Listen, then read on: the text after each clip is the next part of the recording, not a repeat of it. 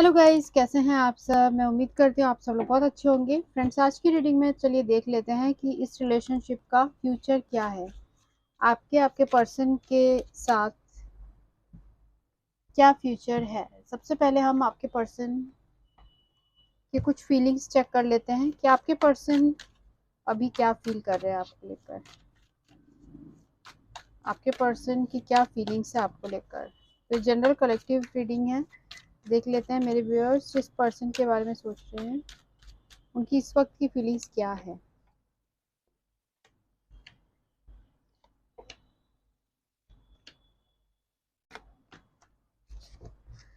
ठीक है, तो अभी की फीलिंग्स आपके पर्सन की ये नज़र आ रही है कि please forgive me and come back. तो वो क्या चाहते हैं कि आप जिस व्यक्ति के बारे में सोच रहे हैं वो इस वक्त चाह रहे हैं कि आप उन्हें माफ़ कर दो और उनके पास वापस आ जाओ। I am happy, don't worry about me. और कुछ परसेंटेज ऑफ व्यूअर्स जो है उनके पर्सन ऐसे सोचते हैं कि मैं अपने लाइफ में खुश हूँ, मेरे बारे में चिंता मत करो। When I met you, my life completely changed। तो ऐसा भी बोलना चाहते हैं कि जब आपसे मिले तो उनकी लाइफ पूरी तरीके से बदल गई।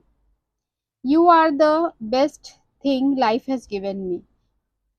उनको ऐसा भी लगता है जो भी सबसे अच्छे मोमेंट उन्होंने बिताए हैं वो आपके साथ ही बिताए हैं।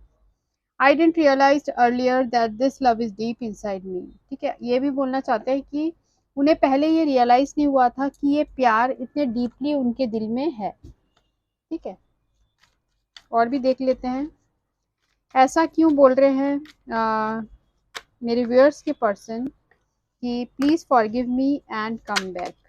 ये क्यों बोल रहे हैं please forgive me and come back.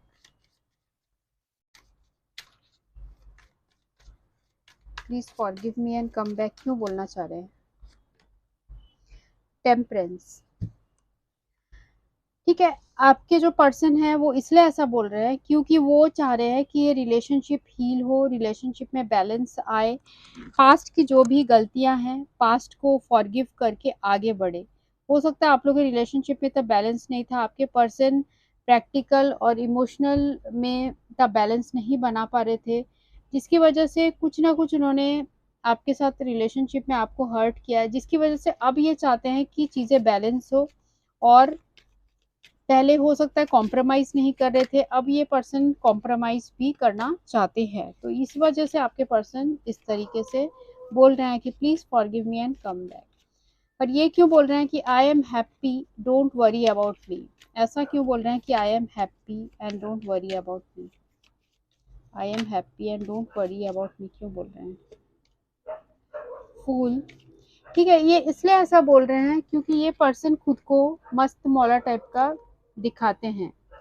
ठीक है, और ये अपने लाइफ में आगे बढ़ते रहने में ही यकीन करते हैं, खुश रहने में यकीन रखते हैं। ठीक है, क्योंकि इन्होंने पास्ट में इनकी तो ये फीलिंग्स है ही कि ये चाहते हैं कि आप इनको माफ़ कर दो और चीज़ें बैलेंस हो और आप इनके पास वापस आ जाओ। सेकंड थॉट ये भी है कि अपने लाइफ में हैप्पी रहना चाहते हैं। उनको पता है कि जो भी सिचुएशन है आप दोनों के बीच में आगे चल के ठीक हो जाएंगी। ठीक है, वो रिस्क लेने के लिए भी इस वक्त रेडी नज़र आ रहे हैं। When I met you my life completely changed. ऐसा क्यों बोल रहे हैं, ऐसा क्यों बोल रहे हैं। 9 ऑफ कप्स, क्योंकि आपसे मिलने के बाद ही आपके पर्सन के बहुत सारे विशेस फुलफिल्ड हुए हैं। हो सकता है उनकी अच्छी जॉब लगी हो और लाइफ में खुशियाँ आई हो, इमोशनली बहुत ज़्यादा फुलफिल्ड फील करते हैं जो भी उन्होंने विश किया था। ठीक है, कोई भी मटेरियल चीज़ भी हो सकता है, कोई इमोशनल चीज़ भी हो सकता है, मतलब इमोशनली भी उनको ऐसा लगता है कि आपने उनको बहुत ज़्यादा फुलफिल्ड किया है। ठीक है, इस वजह से बोलना चाहते हैं कि आप जब से मिले उसके बाद ही उनकी लाइफ चेंज हुई, क्योंकि उनकी बहुत सारी विशेस जो है फुलफिल्ड हुई, उनके लाइफ में खुशियाँ आई। You are the best thing life has given me. You are the best thing life has given me, ऐसा क्यों सोच रहे हैं। डेविल। ठीक है, अभी आपके पर्सन इसलिए ऐसा सोच रहे हैं कि आप ही सबसे बेस्ट थिंग हो उनके लाइफ में, क्योंकि हो सकता है उनके लाइफ में अभी किसी कार्मिक सिचुएशन में है, अपनी लाइफ में किसी टॉक्सिक सिचुएशन से गुजर रहे हैं, ठीक है, बहुत ज़्यादा नेगेटिव नेगेटिव थॉट्स आते रहते हैं, बैड हैबिट्स में फंस चुके हैं। ठीक है, उनको लगता है आप ही वो बेस्ट थिंग थे जो उनके लाइफ में आए। ठीक है, और आपके ना होने से उनके लाइफ में ऐसी डेविल वाली सिचुएशन आ रही है कि बहुत ज़्यादा नेगेटिव लोग से वो घिर चुके हैं, नेगेटिव फ्रेंड्स हो सकते हैं, नेगेटिव रिलेशनशिप हो सकता है, जो कि उनका हित नहीं चाहते हैं। ठीक है, वो सिर्फ अपना हित चाहते हैं, वो सिर्फ मटेरियल तरीके से, मटेरियल फुलफिलमेंट के लिए आपके पर्सन से जुड़े हैं, ऐसे टाइप का आपके पर्सन फील करते हैं। और आपका प्यार बिल्कुल ऐसा था कि आप बिल्कुल लविंग एंड गिविंग पर्सन थे, ऐसा ये पर्सन सोचते हैं।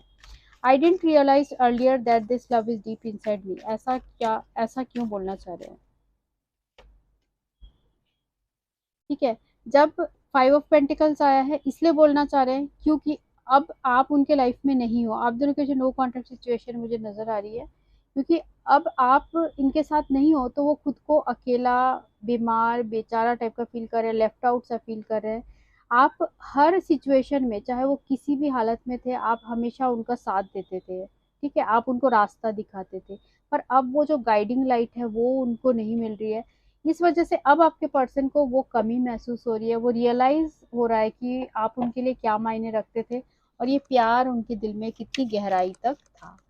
ठीक है गाइस, अब देख लेते हैं कि इस रिलेशनशिप का क्या फ्यूचर है। अगर आपके पर्सन की फीलिंग्स आपको लगता है ऐसे है या आपकी सिचुएशन ऐसी है, तो आप इसे रेजोनेट कर सकते हैं। ठीक है, देखते हैं आप दोनों की रिलेशनशिप की क्या फ्यूचर है। What is the future of this relationship? Future of this relationship. Page of Cups. What is the future of this relationship? 6 of Wands, 3 of Wands, 7 of Swords, Hanged Man.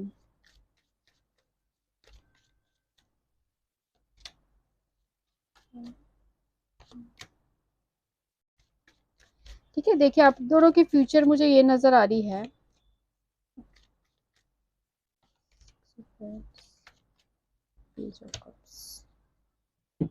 ठीक है, आपके person, आप दोनों की future अच्छी हो सकती है अगर कम्युनिकेशन क्लियरली करे। यहाँ हो सकता है कि आप दोनों के बीच में कम्युनिकेशन ही नहीं होता, आप दोनों कम्युनिकेट ही नहीं करते खुल के, जिसकी वजह से देखिए ये पर्सन रिलेशनशिप में थोड़ा मैच्योरली हैंडल भी नहीं कर रहे हैं। और साथ में हो सकता है सॉरी भी बोलने की ज़रूरत है, एक दूसरे को मनाने की ज़रूरत है, कॉल करने की ज़रूरत है। तो ईगो भी आप दोनों के बीच में आ रहा है रिलेशनशिप में। तो फ्यूचर ऑफ द रिलेशनशिप अभी मुझे स्टक नज़र आ रही है, क्योंकि ये पर्सन जब तक अपना एटीट्यूड, अपना ईगो थोड़ा डाउन नहीं करेंगे तब तक चीज़ें आप दोनों की जो रिजॉल्व नहीं हो पाएगी। साथ में ये इस पर्सन में ईगो इश्यूज दिख रहा है, अपने फैमिली को लेके, अपने लिनिएज को लेकर या फिर अपने करियर को लेकर ये पर्सन बहुत ज़्यादा प्राउड फील करता है। इस वजह से सोचते हैं कि क्या मैं क्यों झुकूं इस तरीके से। साथ में अगर ऐसा सिचुएशन नहीं है तो ये पर्सन ये भी सोचते हैं कि अगर आपसे मैरिज करना है तो फैमिली को तो मनाना ही पड़ेगा। तो फैमिली भी आप दोनों के रिलेशनशिप के बीच में आ रही है। साथ में ये पर्सन इस वजह से भी थोड़ा पीछे हट रहे हैं क्योंकि इस रिलेशनशिप में बहुत ज़्यादा स्ट्रेंथ की ज़रूरत है।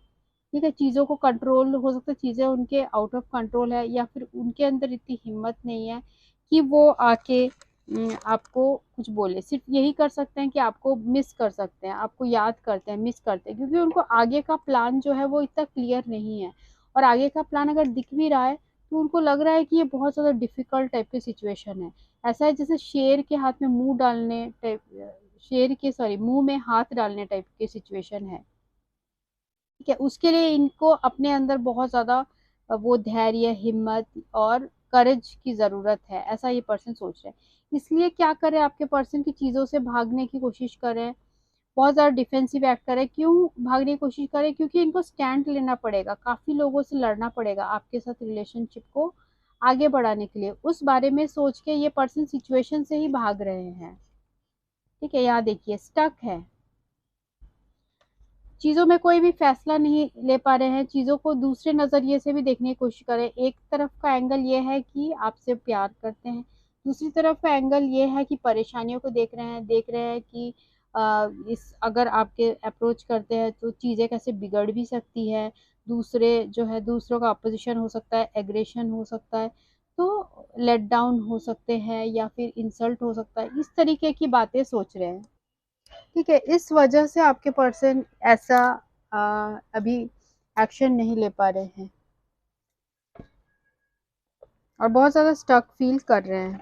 आपके लिए गाइडेंस देख लेते हैं, आप सबके लिए क्या गाइडेंस है, इस सिचुएशन में क्या गाइडेंस है मेरे व्यूअर्स के लिए।